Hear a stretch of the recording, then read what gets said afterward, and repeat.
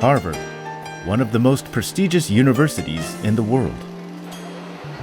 It's arguably the first university in American history ever. In fact, it is older than the US, and it's the dream of every parent. A campus tour looking around Harvard Yard is a popular program amongst tourists. 1636. It was just 16 years after the Pilgrims first arrived here in the New World. So Harvard had some very humble beginnings. Indeed, the first class had just 12 students and one lonely professor. The actor Matt Damon lived right here during his time at Harvard. Now, unfortunately, Matt Damon did not graduate. He actually dropped out and would go on to win an Academy Award. The student was actually loving the book. He wanted to bring Its long history and beautiful campus are the main attractions for visitors to Harvard. forbid the removal of John.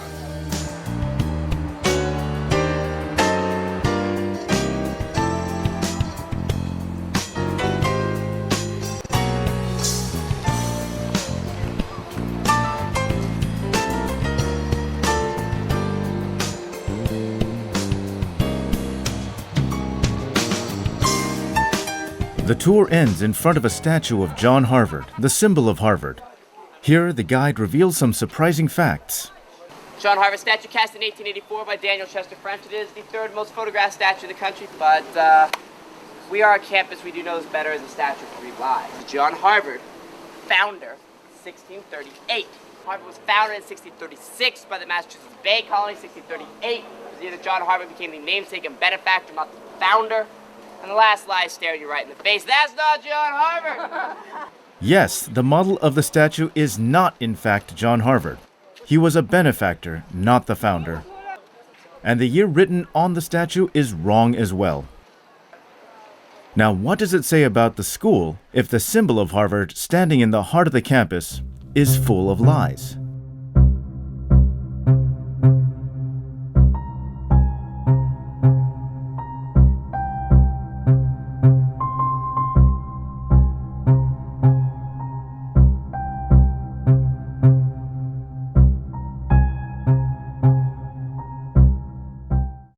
It's an organ of the American ruling class whose mission is to do the intellectual labor that that class needs. Others have said that Harvard is a giant financial, stock market, and real estate investment firm that happens to have classes on the side so that it can keep its tax-exempt status. Kind of a standard joke that Harvard is a place where they train you to run the world. MIT is a place where they train you to make the world work. Getting an appointment with the president of Harvard is harder than getting an appointment with Barack Obama. It's certainly harder than getting an appointment with Lee Myung-pak. Harvard has prestige. I mean, that's probably the single thing, which brings back to mind the campaign of the Harvard clerical workers when they were trying to organize against poor working conditions. Their slogan was, "You can't eat prestige." There was an old saying I used to hear in 1965 when I first came here, which was, when Harvard calls, you have to come, because it's Harvard. People have called Harvard a hedge fund with libraries, all right? And it's more true than not. When I think of Harvard, unfortunately what I think of is a $26 billion, that's with a B, billion dollar endowment. It's a small country. Cambridge, Massachusetts, stands opposite Boston across the Charles River. It is the heart of higher education, where Harvard is located. Harvard Square, where the main campus of Harvard is always alive with students and tourists from all around the world. Harvard is not just a university. There are about 90 libraries and numerous research institutes and graduate schools that produce leading elites of all kinds. Harvard is the wealthiest university in the world. The endowment was valued at $27.4 billion in 2010. After the Roman Catholic Church and the Bill and Melinda Gates Foundation, Harvard has the largest endowment among nonprofit organizations. Its wealth does not include these beautiful buildings and thousands of acres of land. Moreover, many priceless works of art owned by Harvard museums are not counted at all. Its glorious network is another pride of Harvard. From John Adams to Barack Obama, 8 presidents were from Harvard, the most from any university. Felipe Calderón, President of Mexico. Ellen Johnson Sirleaf, first female elected president in Africa. Ban Ki-moon, Secretary General of the UN. Bill Gates, one of the world's richest men. Mark Zuckerberg, the founder of Facebook, both are Harvard dropouts. Harvard Business School is a major center of producing corporate CEOs. It's no exaggeration to say that the world is run by Harvard men. Although it is the most influential university on earth, it seems our knowledge of Harvard is only superficial. What do we really know about Harvard? Harvard was founded in 1636 to train Puritan ministers. It was named after a young minister, John Harvard, the first benefactor of the college. In 1650, Harvard was granted a charter by the General Court of Massachusetts Bay Colony, and this created the Harvard Corporation, the university's executive board. Harvard often calls it the oldest corporation in the Western Hemisphere. And the Harvard Corporation, these 7 people, it's a self-perpetuating body. No meetings are held in public.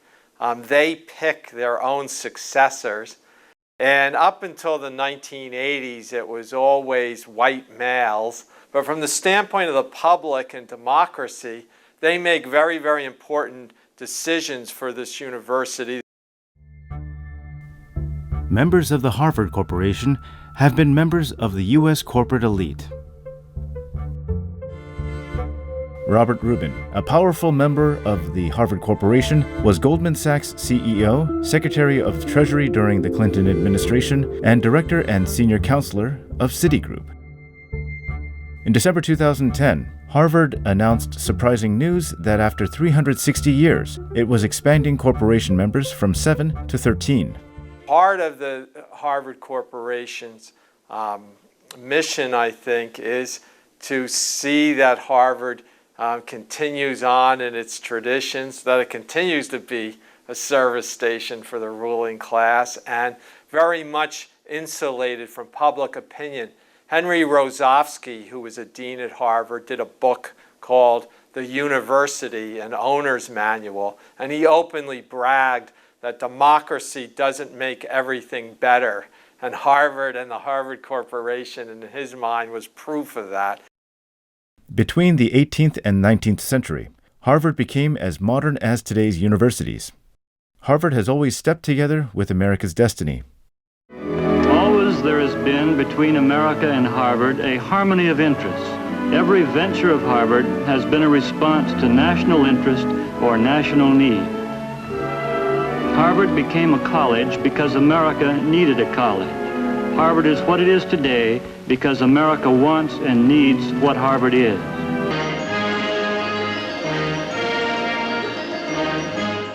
Harvard became an essential path for upper-class young men. At Harvard, they built a social network which served their needs in the future. The commencement of Harvard became a perfect showcase for politicians. And you will know that we shall never tire nor weaken, but march with you into any quarter of the world that may be necessary to establish the reign of justice and of law among men. Harvard's character can be described in 3 key words: rich, white, and male. Anyone might be able to go to Harvard, but the people who come from the ruling classes and the elites, they join a special set of finals clubs. They come from a special group of prep schools. And these ties continue on through their Harvard years, where they build the kind of networks and community that leads them to rule the commanding heights of the society. Old Harvard families that were admitted regardless of their skills and so on. As critics would put it, it was affirmative action in favor of the descendants of Harvard graduates and so on. And they had their separate club life and so on. The Lawrence strike in 1912 showed the true character of Harvard as a university for the rich. The Lawrence textile workers were working under terrible conditions with low wages, and many of them were women and children. The workers started to strike under the slogan, "Bread and Roses." As the strike continued, the Massachusetts government brought in the militia. An interesting thing was Harvard students were mobilized under the motto, "Defend your class." Harvard college students were even given exam credits if they volunteered to serve in the militia in Lawrence. In 1919, during the Boston police strike, Harvard students again performed powerful strike-breaking actions. Harvard students marched across the Massachusetts Avenue Bridge to help break the strike, essentially. They provided strike breakers. Harvard was founded by white Anglo-Saxon Protestants. The first African-American PhD was in 1895. Harvard's wall was too high for people of color. When I first came to the United States, I was the first Vietnamese ever to attend Harvard College because Harvard was very exclusive. At that time, every year Harvard accepted only 25 foreign students. Early 20th century Harvard presidents, I mean, it may have been Lowell, was kind of explicitly racist. I mean, and of course, it's well known how before World War II, there was a quota limiting the number of Jewish students, for example, that would be accepted into Harvard. Harvard has always used science to justify its racist arguments. Louis Agassiz, a prominent 19th century zoologist, claimed that the Negro brain was imperfect, just like a 7-month-old fetus. He also said if the Negro learned too much, the brain would swell and the skull wall would burst. At that time, it wasn't rare to try to discover racial differences and prove white superiority by conservative scientists. The owning class had to justify slavery, and so they began using racist arguments, evolutionary arguments. After Darwin, they claimed that the tropics produces lazy, inferior people, but that the temperate zone is challenging and therefore produces superior people. An anthropologist at Harvard, Ernest Houghton, raised the possibility of criminal careers being based on racial background. Many professors at Harvard put a great deal of effort into proving white superiority. Their tireless effort blossomed through the spread of the eugenics hypothesis in America in the early 20th century. Eugenics began with Francis Galton, an anthropologist in 19th century England. It was a strong belief that class and racial differences are determined by genetics. They believed humans can be improved, and for that reason, people with bad genes shouldn't have children. Charles Eliot, president of Harvard in the late 19th century, was a firm believer of eugenics. In 1912, the first International Congress of Eugenics was held in London, and he served as U.S. Vice President for that Congress. Winston Churchill was another vice president. A prominent biologist, Charles Davenport from Harvard, was a leading figure of the American eugenics movement. Davenport was at Harvard for many years. He really became very active in the eugenics movement after he left Harvard, but he was a Harvard-trained geneticist. He was actually quite a good geneticist in terms of the straightforward things like human disease, etc. But I think he lost his intelligence when he started looking into racial differences. Davenport became director of the Cold Spring Harbor Laboratory in New York State, where he launched the Eugenics Record Office. Their first mission was to determine the most unfit Americans. There was more and more immigrants coming into the country, and many people didn't like that. There were economic problems at times that would generate that feeling. So there were social or environmental reasons that fostered it. But at the same time, professors like Harvard professors were writing textbooks in which they had sections on eugenics. So the ideas were spreading into society. In 1924, restrictive immigration laws passed because of the insistence of eugenicists. Moreover, until the 1930s, sterilization laws were passed in over 30 states in the U.S., and about 50,000 people suffered from forced sterilization. Eugenics spread to Europe and particularly prospered in Nazi Germany. The Nazi scholars used American sources to justify their own social Darwinism. So for the German doctors, racism was not forced on them by Hitler. If anything, they were pushing Hitler to be more racist and more eugenicist. And they relied on support from the United States, from conservative American scientists who gave them respectability. The shock caused by the Holocaust made eugenics disappear from the textbooks. Today, eugenics has changed into genetics, and the same arguments surrounding genetic research continue. Radcliffe, a woman's educational institute, opened up in 1879. Until the 1960s, women could not attend Harvard directly, and before World War II, they were not allowed to come into Harvard Yard classrooms. Harvard faculty, they would teach the boys in one place, in the yard, and then they would walk up the street, go to Radcliffe, and teach the same class again to the Radcliffe women. And this went on for a long time. But at World War II, the classes were merged. From 1963, Radcliffe students received Harvard diplomas as well. In 1999, Radcliffe was fully merged into Harvard, and Harvard finally became a co-educational institution. However, the number of male faculty far outnumbered female professors. There were no women. I was never taught by a woman when I was an undergraduate. Nobody. I mean, there was only one woman faculty member who was a full-time senior faculty person, and she was in astronomy, and I just didn't take astronomy.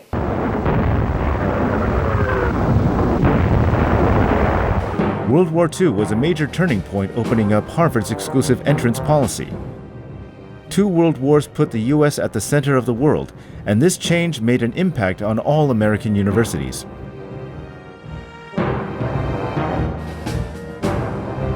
In 1944, the GI Bill of Rights passed, supporting higher education for World War II veterans.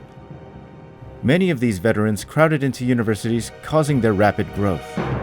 People could go to Harvard for free under the GI Bill, and it established the basis for the post-war economic boom that we saw. The Manhattan Project, which led to victory in World War II, had a great impact in changing the university's role after World War II. In terms of military research, the universities became extraordinarily important. For all these reasons, the expansion in higher education after World War II was dramatic, and higher education became one of the central forces of capitalist production. And a Secretary of State who chose commencement of 1947 to announce the Marshall Plan. In 1947, George Marshall was invited to the Harvard commencement, where he announced the Marshall Plan. The Marshall Plan was a European recovery program implemented to restrain the Soviet Union. The fact it was unveiled at Harvard shows Harvard's and the U.S. government's close relationship. After World War II, government support for universities' research rapidly increased, and many scholars happily served the government. A lot of American intellectuals at big universities at that time wanted to be of use to the government.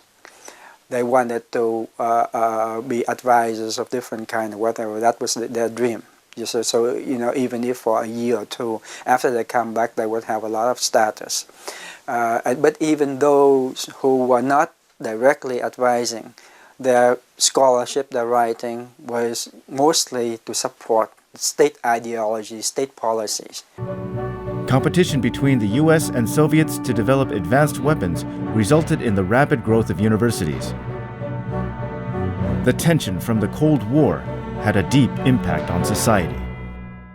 In 1957, Sputnik went up, and that sent a panic through the American ruling groups.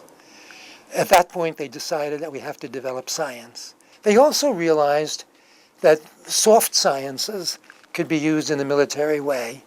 The use of anthropologists to assist the troops in colonial countries. The Cold War propaganda, you know, the Russians are coming, that was used for domestic control. If you take a look at the actual events of the Cold War, they have very little to do with Russia and the United States. They have to do with intervention, subversion, aggression, terror, and so on within the domains of the two powers. For the United States, that's most of the world. McCarthyism, an anti-communist fever, swept over the U.S. during the 50s, spreading to universities. Many scholars had to leave school because of their beliefs. Harvard wasn't an exception. Harvard was known for defending academic freedom against McCarthyism, but the truth was different. Whenever McCarthy went after very mainstream establishment people and accused them of being soft on communism or having some kind of leftist affiliation, Harvard would defend those people and sometimes defend them very strongly.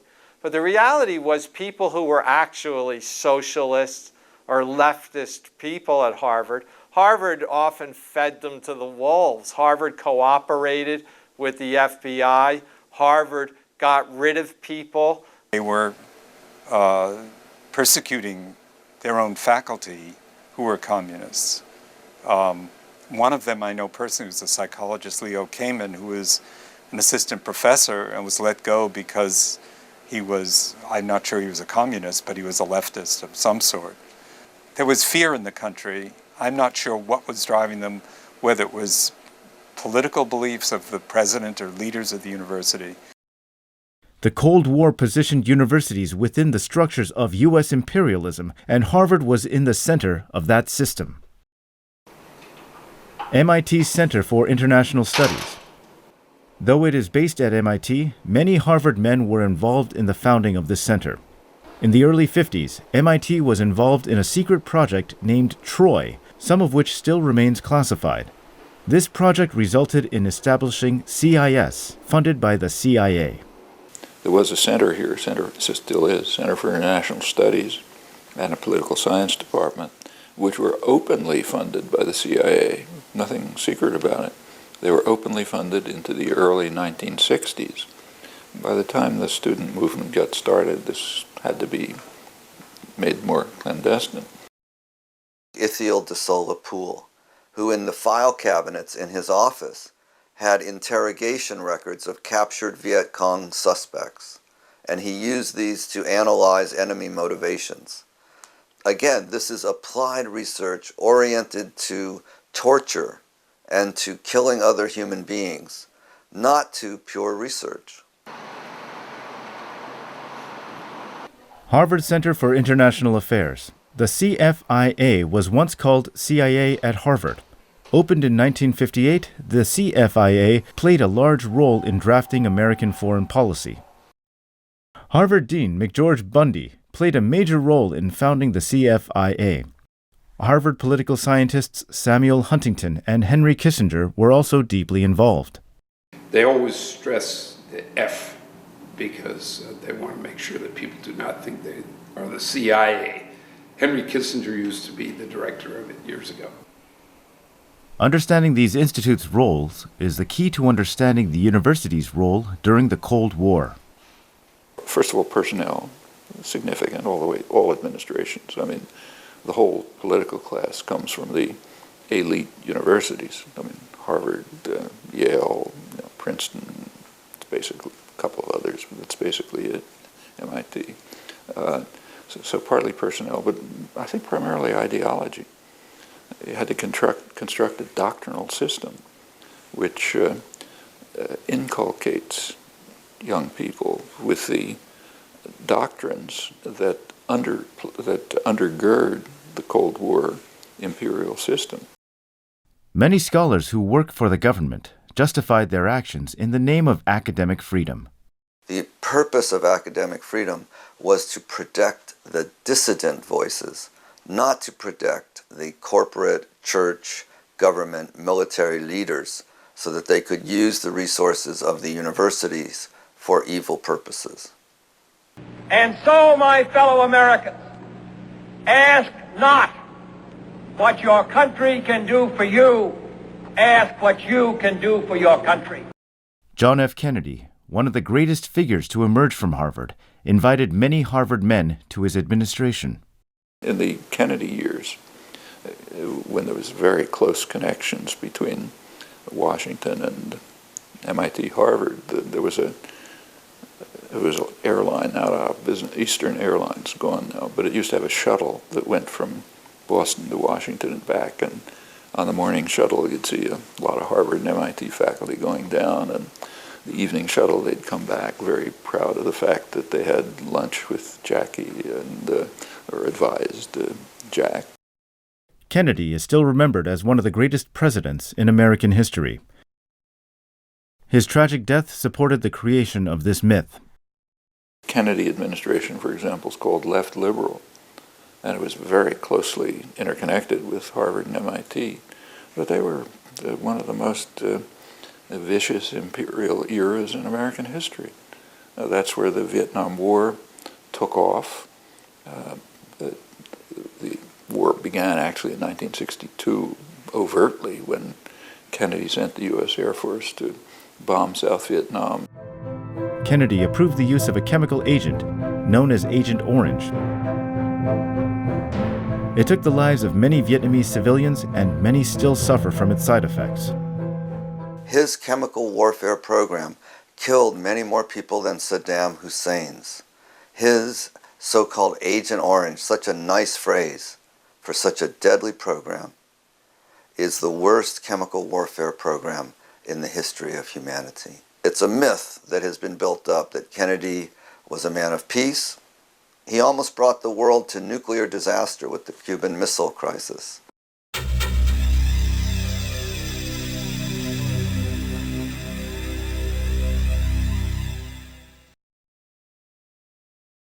The expansion of area studies in the U.S. was another fruit of the Cold War.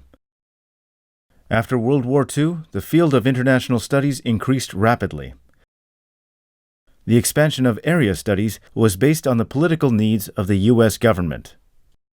After the Second World War, the United States was becoming a counterpart to the colonial administrator. The U.S. did it differently from the traditional empires. You didn't send administrators to run the countries. You did it in a more indirect way, but you still had to have that kind of, first of all, you had to have people on the ground, but you also had to have some kind of comprehension of how to deal with the leadership of these countries, which meant having area studies programs.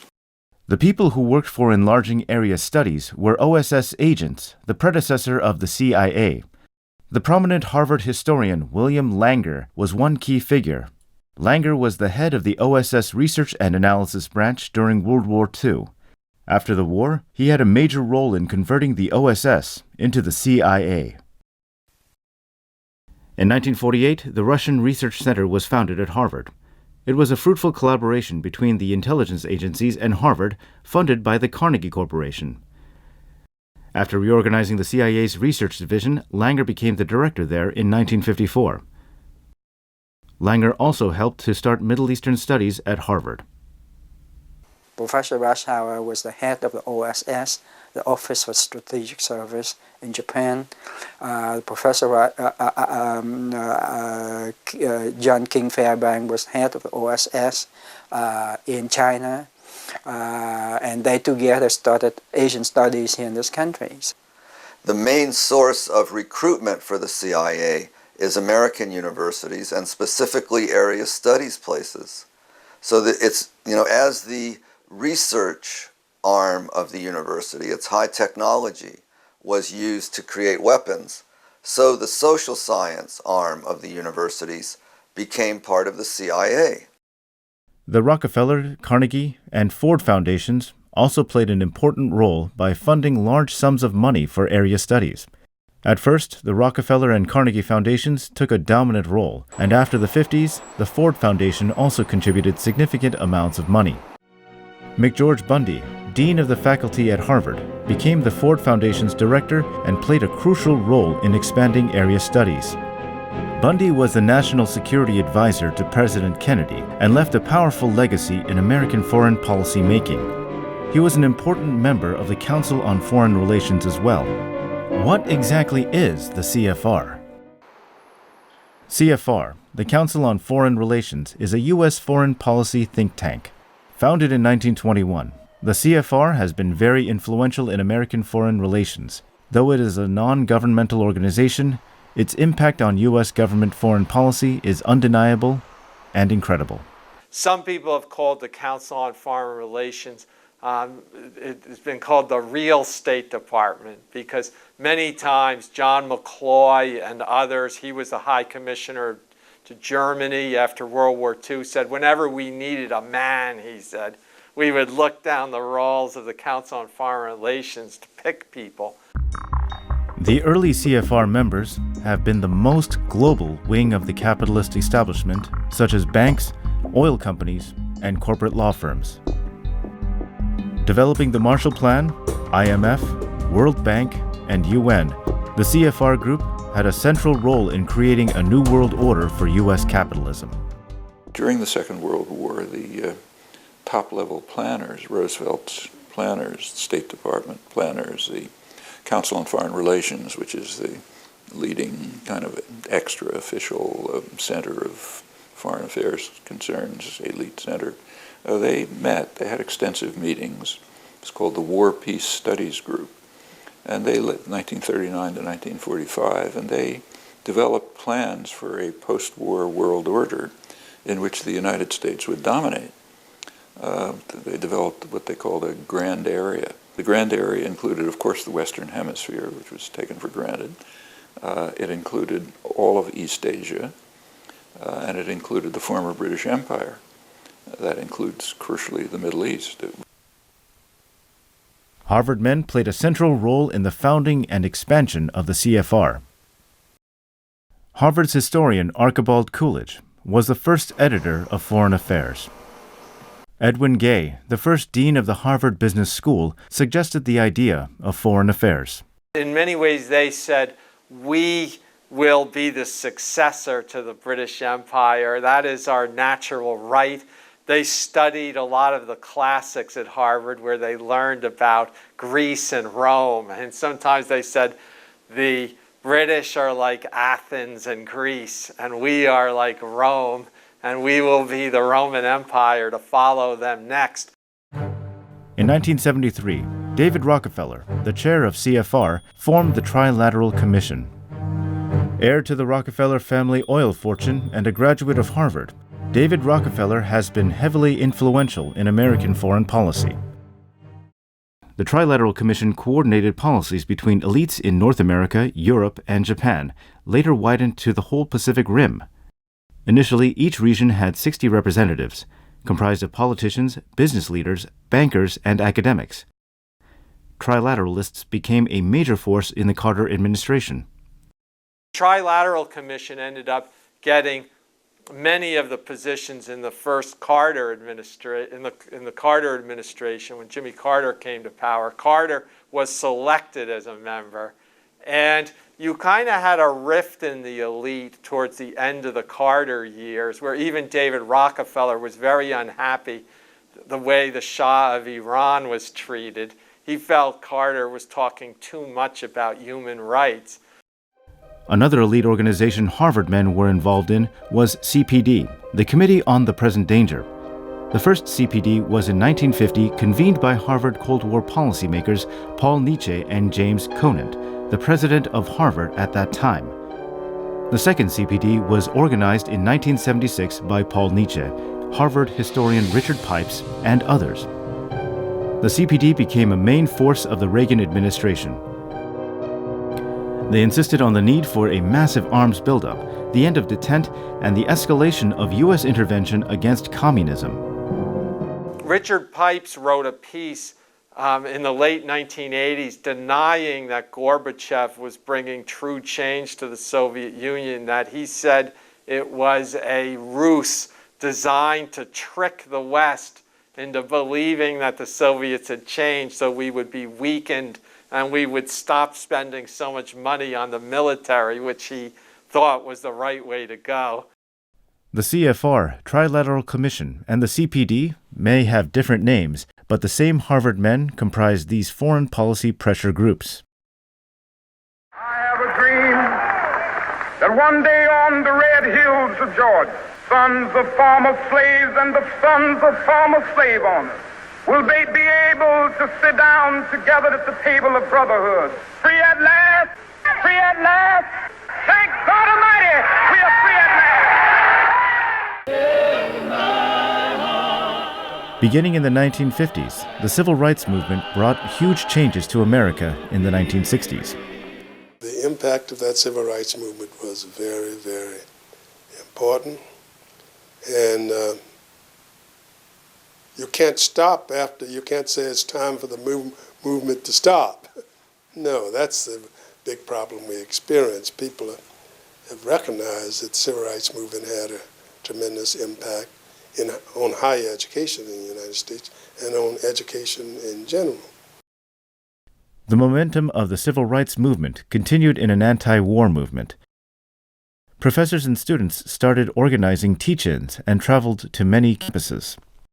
Teach-in is to go to different universities, talk about the war, teach people, talk about U.S. involvement, and that eventually blossomed into the peace movement.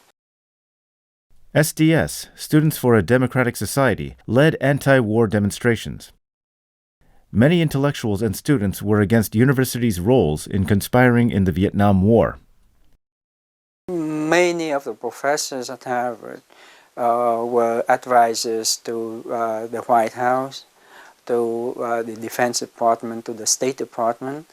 Then there were also professors, at MIT, like Ethel Solapung, people like that. And so the Cambridge crowd of intellectuals were the people who were mostly responsible for the war. We began to realize that Harvard, being so entwined with the elite, being so entwined with the government, wasn't a neutral bastion of ideas and study and education, but in fact it worked hand in glove with our government. Harvard political scientist Samuel Huntington was a key advocate of the Vietnam War. Including the book The Clash of Civilizations, his work was always supportive of the U.S. government. He generated the Forced Draft Urbanization Program, a massive bombing campaign that drove Vietnamese people out of their villages into cities. He became a chief ideologue guiding U.S. foreign policy. The idea was if the guerrillas see themselves as the fish swimming in the sea of the people, the United States was going to empty the sea of the people, so leaving the fish without a place to swim. This is a criminal idea, to make millions of people move from their ancestral homelands through bombing. He's got more blood on his hands than the people who actually had to go and do the dirty work. The people who think it up, who design the programs, who create the rationale. This is not ideas divorced from their consequences. Another Harvard man who contributed to the Vietnam Wars was Henry Kissinger. Class of 1950, Henry Kissinger had an enormous impact on American foreign policy. He obstructed the 1968 Paris Peace Accords to help get Nixon elected. Because he extended the war, about 20,000 additional U.S. soldiers and hundreds of thousands of Vietnamese were killed. Kissinger became the national security advisor for Nixon and played the central role in leading the secret bombing of Cambodia that caused 600,000 civilian deaths. Henry Kissinger, when he gave the instructions to the military, saying his words were, "Massive bombing campaign in Cambodia, anything that flies against anything that moves." Okay, that's a straight call for genocide. In 1973, the Paris Peace Accord was signed between North and South Vietnam and the U.S. As the result, Kissinger got a Nobel Peace Prize. Le Duc Tho, who was also awarded the prize, declined to accept it. Since retiring from official positions, Kissinger has been working as a consultant, still exercising a powerful influence. Kissinger would say, "I never bombed anybody," and he would be right. And yet, his policy led to hundreds of thousands of people being killed in Indochina through U.S. military actions. The Vietnam War had a huge impact on U.S. society. Many students protested against racism, bureaucracy, war, nuclear weapons, sexism, and other forms of oppression. In 1968, as Martin Luther King Jr. and Robert Kennedy were assassinated, protests intensified. Students protested professors getting funding from the Pentagon and the CIA and attacked institutes closely related to war research. Harvard was no exception. At that time, the most important issue was stopping the ROTC program, which operated openly on the campus. ROTC actually began at Harvard during World War I. It was another symbolic way in which the university was saying, we support what our government's doing, and we're going to materially help it by training officers. And so it was a very symbolic way that we could say the university is involved. And so we were saying no ROTC on the campuses. In April 1969, Harvard students took over University Hall, where the university's government office was located. It was the first occupation in Harvard's history. We found documents that even surprised us.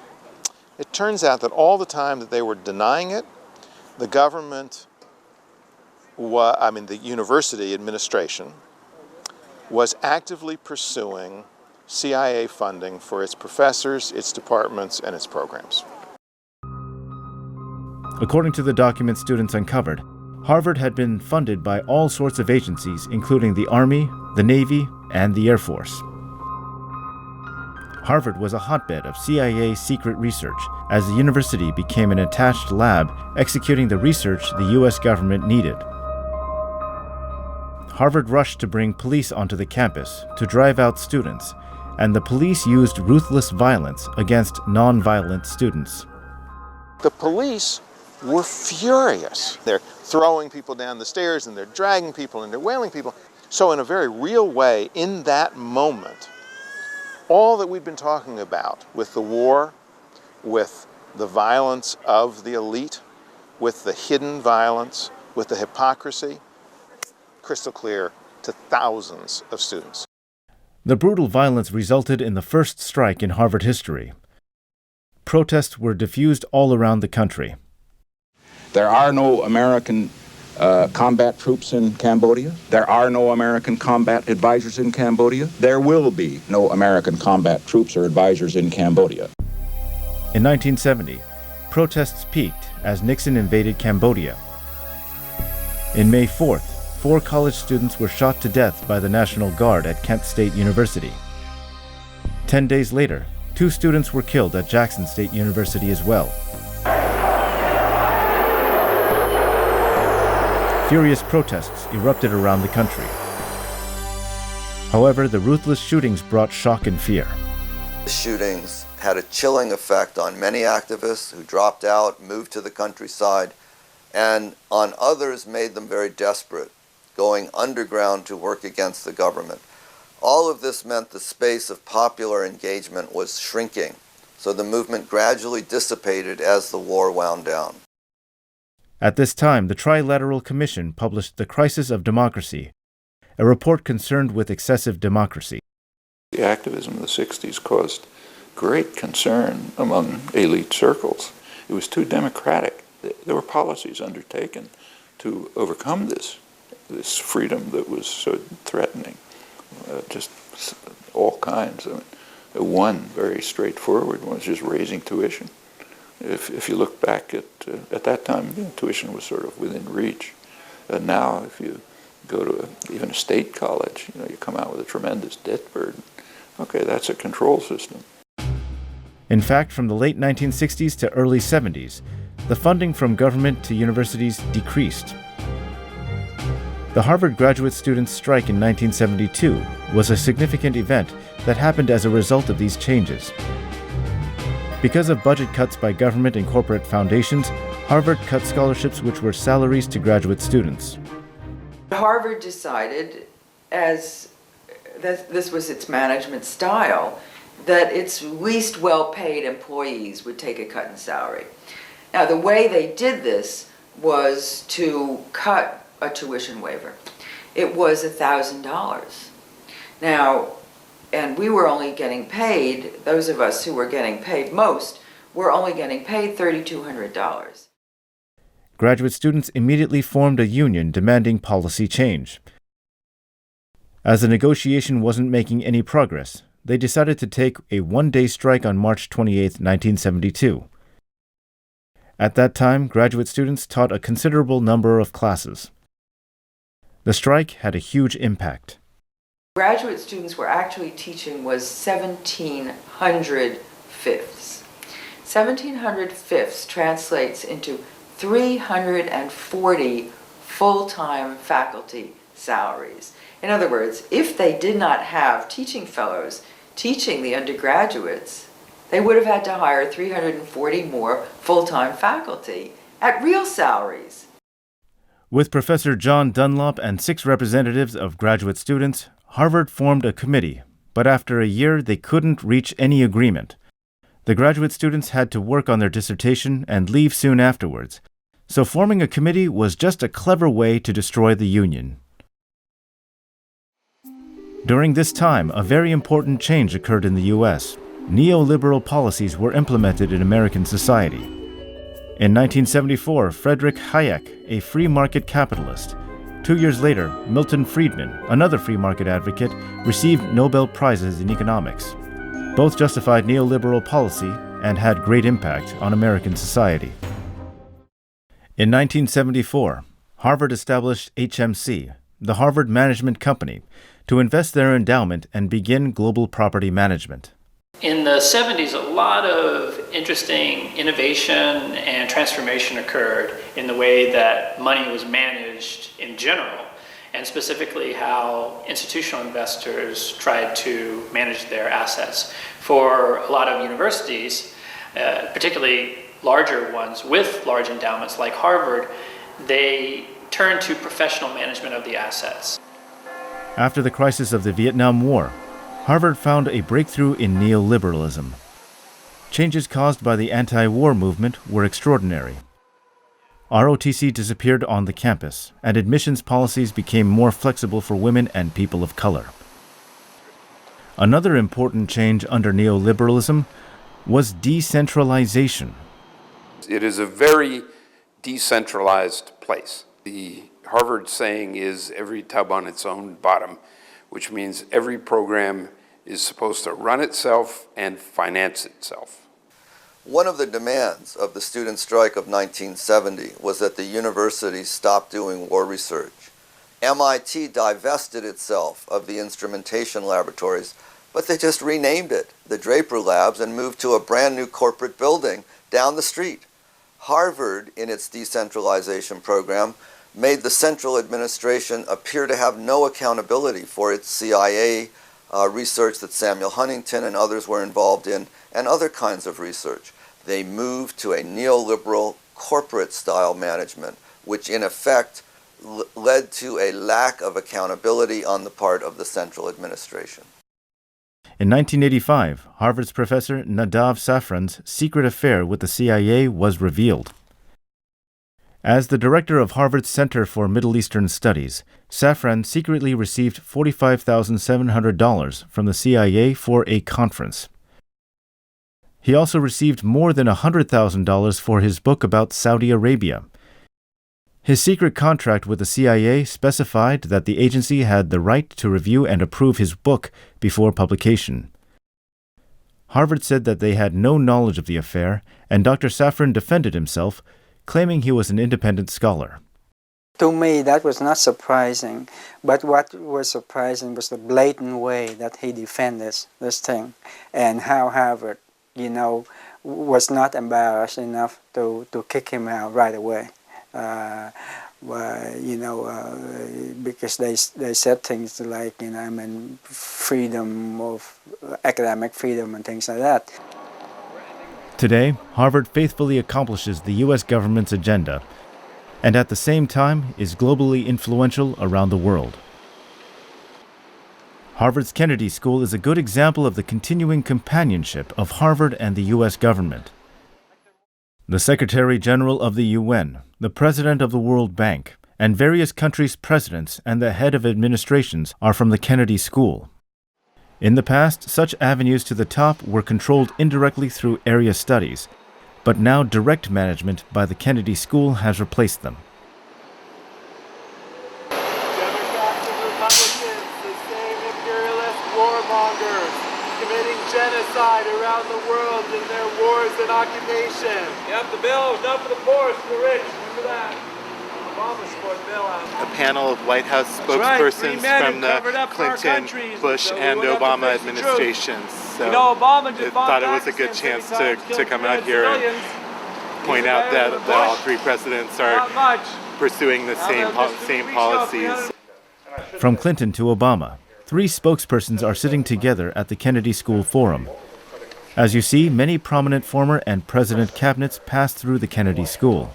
And not only was I one of the youngest, I was the first woman. And being young and female in Washington, as Camille can attest, is not always a winning combo. So on those issues, a small government conservative and a foreign policy hawk. That's why I believe in George Bush.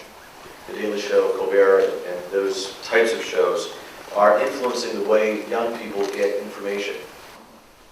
Many of their programs are directly related to the U.S. government agenda. So some people have called the Kennedy School an extension school of the Pentagon and the national security elite. They sometimes joke about the places like the Kennedy School as a drying out institution for politicians and former cabinet figures to come here, but people then make their connections there and their ties, and that's where people then become part of the very limited circle. A Cold War baby, Harvard Area Studies. After the Cold War, the portfolio of Harvard and the other universities' area studies became diversified. There were a number of programs that the U.S. government set up and supported. Some of those still continue. The NDFL, the National Defense Foreign Language Study programs and other things are funded by the federal government and encourage the study of foreign languages in particularly high priority areas.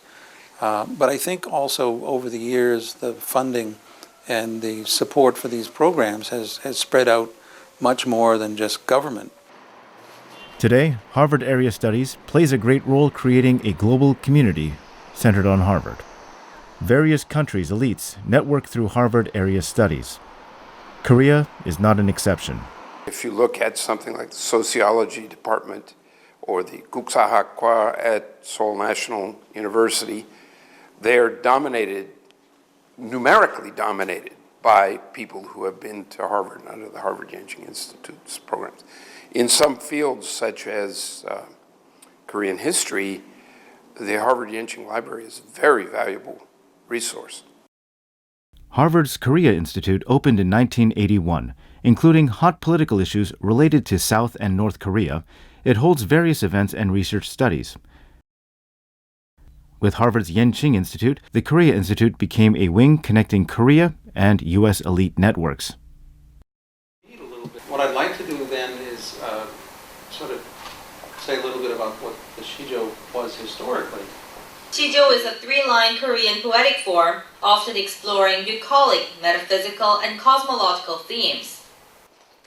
Today, with conflicts between race and religion deepening, Harvard's area studies role is very much important as Harvard students eventually become global elites running the world.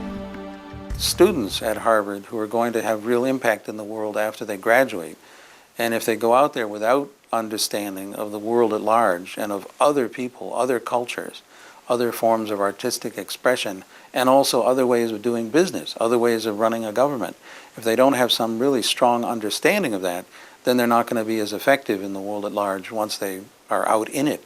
So I think area studies in that sense is very important. Harvard's global influence was revealed during Russia's economic reform process. In 1989, the Berlin Wall crumbled, and 2 years later, communism ended as the Soviet Union collapsed. The climate had already changed from this security focus of the Cold War and how can we beat the Soviets to the notion that how can we help them, how can we help these countries now become market democracies. In the early 1990s, the Harvard Institute for International Development, or HIID, received the job from USAID of transforming Russia into a market economy. Larry Summers, a Harvard economist and later U.S. Treasury Secretary, had close ties to this project. Harvard professor Jeffrey Sachs became an economic advisor to Yegor Gaidar, Yeltsin's first architect of economic reform. Sachs promoted shock therapy, eliminating price controls to accelerate free markets, but his policies resulted in hyperinflation. Jeffrey Sachs was running around the world talking about the necessity of shock therapy. Many people lost their savings overnight because the price of basic goods went up.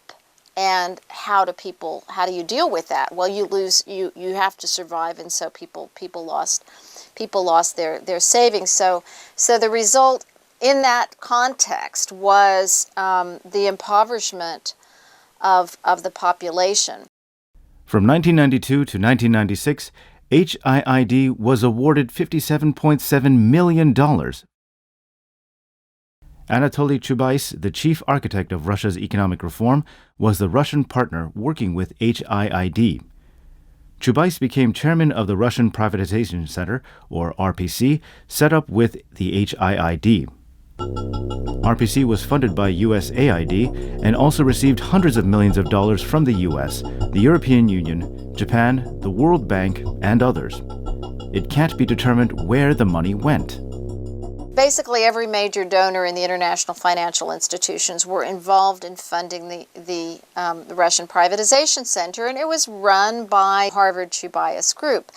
And the remarkable thing about it was that it was formally a non-governmental organization. It was formally an NGO. And yet it functioned like a government agency. But it did not have the accountability of a government agency. It is what I call a flex organization. Harvard and Chubais were deeply involved in the privatization of state-owned companies. At that time, all Russians were entitled to a 10,000 ruble voucher.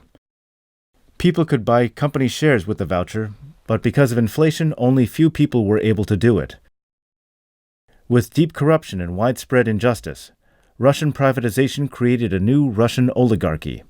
There were instant billionaires were created, which the oligarchies were created. This is what created the vast wealth inequalities that we see in Russia, today. The HMC, the Harvard Management Company, participated in a secret inside auction, thereby becoming significant shareholders in Novolipetsk, Russia's largest steel mill, and Sidanko Oil, the largest refining group at that time. George Soros was the only other foreigner to participate in that secret auction. Harvard Management Company, inhabiting that same network, got involved in some of privatization deals from which foreigners were by law excluded. So how did Harvard Management Company get involved in these deals? That would be the question, to this day unanswered. Andrei Schleifer, a Harvard economist and HIID's Russia program director. Jonathan Hay, the general director of the Russia project.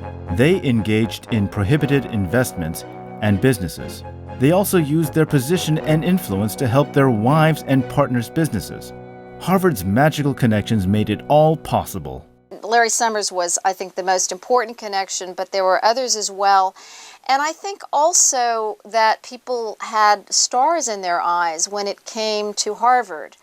There is something about the Harvard imprimatur that made people think that, well, these guys are brilliant. That's how Harvard's best and brightest ruined Russia. This story was not known until the late 90s. In 2000, the U.S. government filed a lawsuit against Harvard. In 2005, a settlement was made. Harvard was ordered to pay $31 million, the largest lawsuit in Harvard's history. Schleifer is still at Harvard as a star economist. Summers, who denied his involvement, became the president of Harvard in 2001. Troubled by his unique leadership style, he resigned as president and became a top economic advisor to Obama and helped bail out Wall Street.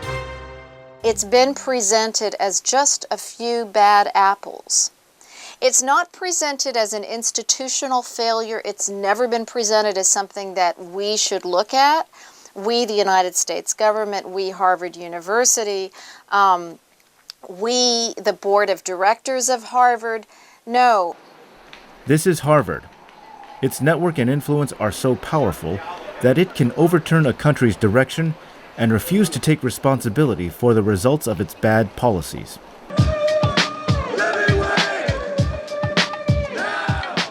Another occupation in 2001 was a significant event, confronting Harvard's neoliberal policies. Starting with a small group opposed to global sweatshops that make clothes for Harvard, students realized workers on campus faced similar issues: union busting, terrible working conditions, and poverty wages. When do we want it? Now! Despite continuing demands for a living wage, the administration made no effort to settle. In the spring of 2001, students planned on occupying Massachusetts Hall, the site of the president's office.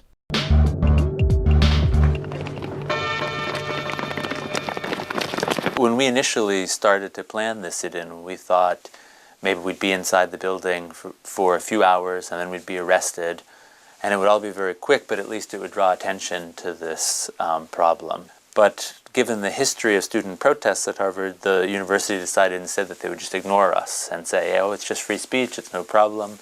And they would just wait until we gave up. I'm not prepared to talk under these circumstances. Under the circumstances that we are. After the administration refused to talk, students occupied the building for 21 days. That's disgusting! Union busting! Outside the building, many others continued protest in solidarity. Every night we stayed there, the police surrounded the building, but at night, when things were quieter, workers would come and talk to us. And they'd tell us about the kinds of things that were happening to them in day-to-day life and how much this meant to them. And workers also said that for the first time, people that they worked with were asking them about the conditions they face, what is life, like, and suddenly they weren't invisible anymore on campus. And so hearing from workers that it was already changing the atmosphere on campus made it a really amazing experience. All right. 7:30, everybody. It's time to get up. No one knew how long they could stay. But rallies outside were growing. People held candlelight vigils to support the students. And soon Harvard Yard turned into a giant campground. Workers held rallies and began to speak up. Over 300 faculty members signed an open letter of support. Harvard students are demanding higher pay for hundreds of campus workers. Finally, the mass media began to mention the student protest. Under increasing pressure, Harvard had to accept the students' demands. They were much more scared of was that this would prove to be an example in which popular pressure forced Harvard to make a different decision than it wanted to. And it was very scared about that kind of democratization of the university. So they were more scared of appearing to cave in than they were about the money. So really what was at stake then was how can we appear to still be in control of things. So secretly they agreed to everything we asked for and more, but they didn't want it to be admitted publicly.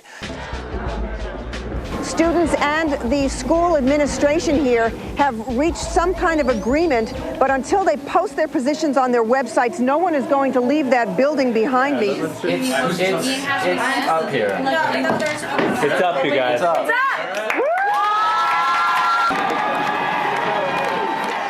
It was a precious victory made possible by students, workers, and communities bonding together.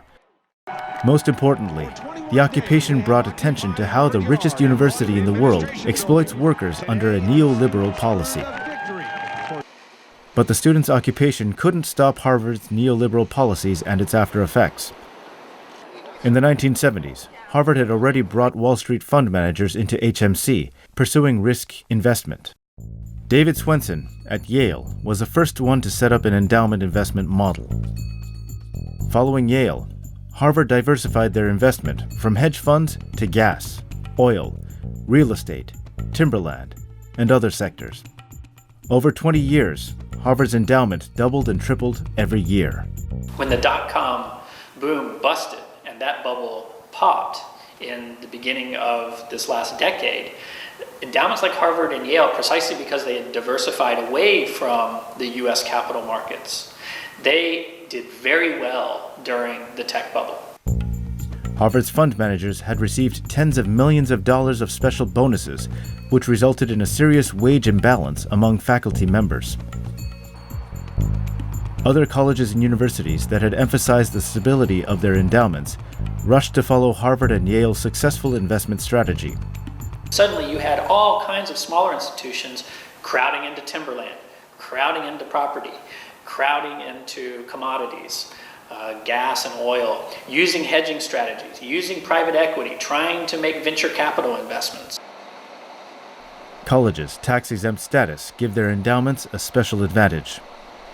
Moreover, Harvard Management Company grew the endowment by using borrowed money, a technique known as leveraging. They have received tax-exempt debt, and to some extent some taxable debt as well, often at very concessionary interest rates. And this has provided them with infusions of cash, basically going into debt. And that is how they were able to get infusions of cash to meet their capital calls and to unwind a whole series of other kinds of investment strategies that proved to be absolutely disastrous during the financial crisis. Protesters take to the streets, Wall Street that is, to oppose the Bush administration's bailout plan, while the financial meltdown intensifies with federal regulators seizing Washington Mutual in the largest bank failure in U.S. history. The financial crisis in 2008 was a crash heard around the world. As the stock market crumbled, many universities, including Harvard, lost a huge portion of their endowments.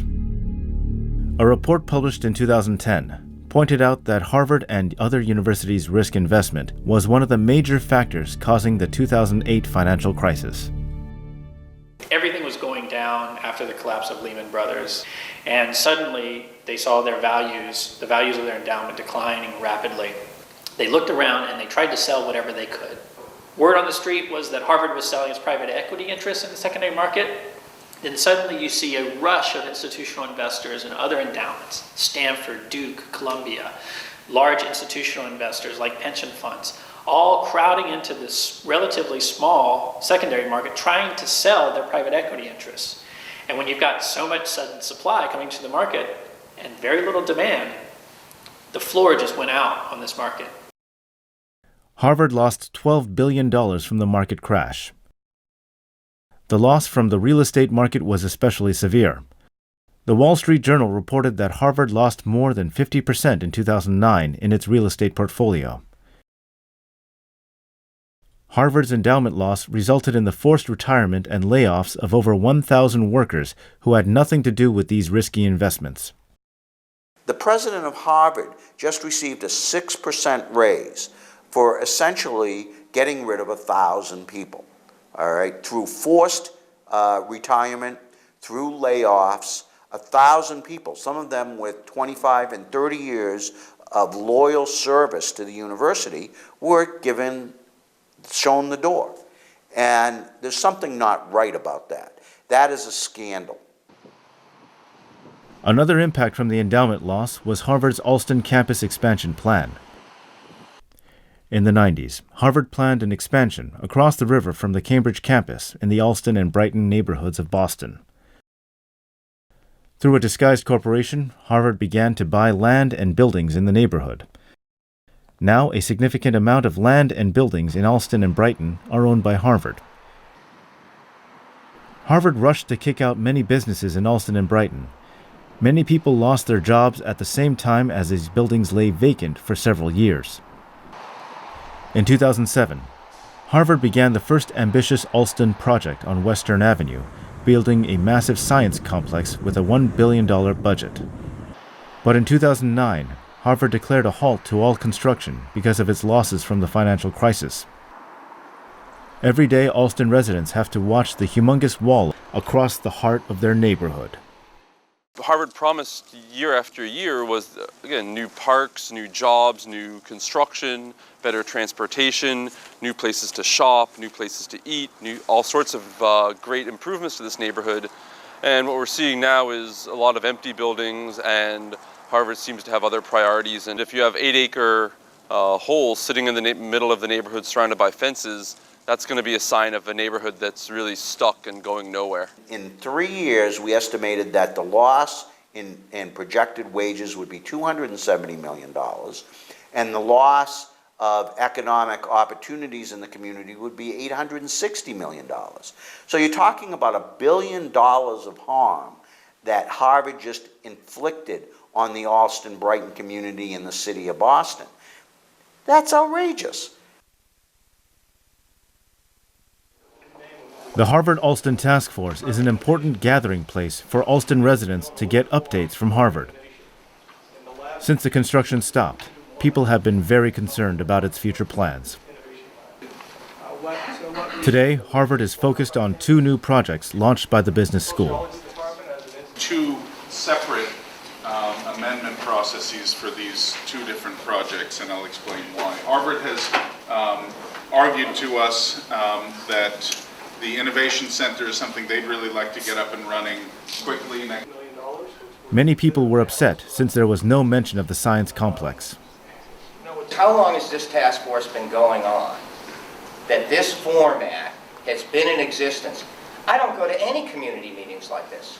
What efforts have been made by the city to help these poor souls find the money to finish the science complex? How can the city of Boston give this developer another permit when they haven't completed the science complex?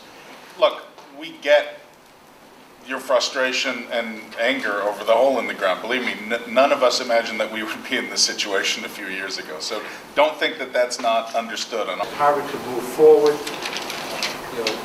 based on academic priorities and then what the resources were in order to have those priorities realized.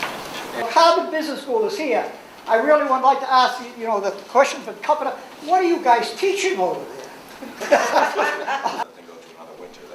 The meeting ended with a promise for another gathering. We have, and I know we're on time, and this is sort of why I come to these. It is not clear how many meetings they will have in the future.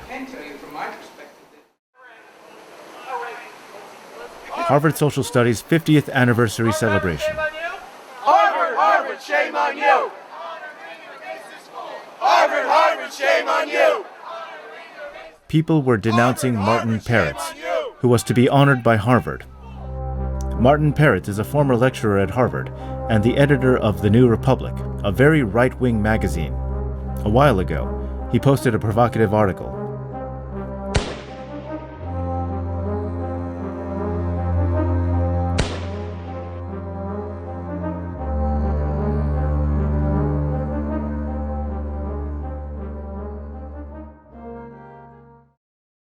The posting caused an online scandal, but his friends raised more than $500,000 for social studies, and Harvard was going to honor him.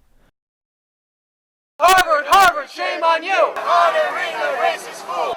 Despite strong resistance from students and the community, Harvard decided to honor him, using the First Amendment, freedom of speech, as an excuse. Marty spreads his racist hate! 1, 2, 3, 4! Harvard, Harvard, shame on you! Honoring the racist fool! Harvard, Harvard, shame on you! Honoring the racist fool! Marty Spreads, let's go! Hey, hey! Ho, ho! Let's remember, Harvard used academic freedom to excuse serving its empire in the past. He's been very vocal about his hatred and his bigotry toward people of color, but Harvard doesn't have a right to honor him in our name. And we think it's a scandal that after so much controversy and so much anger expressed, that Harvard's still going to continue with this. The best and the brightest. This is how Harvard is described today. People all around the globe make flowery remarks regarding the institution.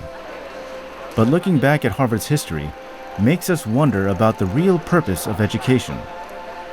Forming a network and pursuing money and power. Are these the real purposes of higher education? Its purpose should not be to form a ruling elite, but to form an active and participant citizenry, and as well as to develop the specialized skills. So you've gone to Oxford and Cambridge and part of the elite. You just have inculcated into you the understanding that there are certain things it wouldn't do to say, or for that matter even to think. And that's the primary, that's the indoctrinating function of the universities. Veritas. In Latin, it means truth, and it is the motto of Harvard. You will find the Veritas symbol everywhere in Harvard, as apparent proof of their pride and obsession with truth. But in reviewing their own history, Harvard has been busy going after money and influence rather than truth. Many times Harvard has backed so many of the wars and interventions in the past decades, supported United States foreign policy down the line. It's part of a community of the military, the government, corporations, and educational institutions. So it creates certain kinds of knowledge very well, and others very badly when its main role is justification. For many, many years, Harvard was a very conservative place because it's a training ground for American political and economic elites. It does serve as a magnet for certain types of important intellectual activity, but at the same time it's just like any other major institution in this society. It has its interlocking relationships with agendas that have nothing to do with and that are sort of contrary to serious critical intellectual inquiry. They're really prostituted. Harvard is the training ground for the American elite in many different spheres, not just in corporate business, but also in activism and in the creation of political alternatives. So it's a strange way in that it tries to have a monopoly over and have its hand in many different spheres of social life. Harvard today is more of a business than a university. It's more of an arm of the military than it is of intellectual freedom. This is a sad commentary on the state of the United States. Today, everybody loves Harvard, but no one knows what it is and what it really stands for. Understanding the real Harvard is a first step in understanding the world controlled by U.S. capitalism.